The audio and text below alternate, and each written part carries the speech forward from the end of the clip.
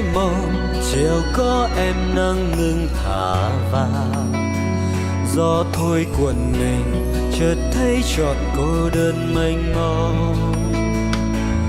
Em gái mong bước chân lên núi, núi thẹn thùng trốn trong mây trời, bước chân xuống suối, suối dốc rách thương yêu đầy vơi. Tiếng hát em tha tím chiều, con này con mến lạc đường về, trái bàn lạc tiếng khen theo gió cuốn trôi. Tiếng hát em vương đã tai mèo, gọi từng hạt mưa sầm sập, thì thầm hạt nô bừng dậy, vươn cùng non cao tình em ra diết long lanh nắng mới. Cao nguyên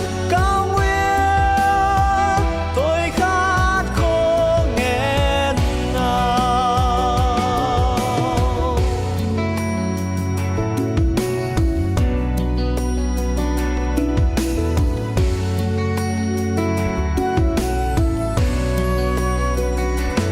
Em gái mong chiều có em nắng ngừng thả vào, gió thôi cuộn mình chợt thấy trọn cô đơn mênh mông.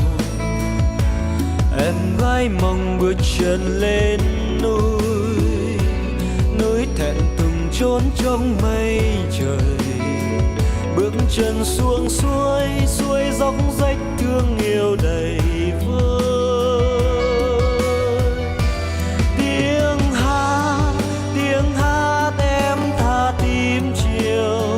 Con này con mến lạc đường về, trái bàn lạc tiếng khen theo gió cuốn trôi.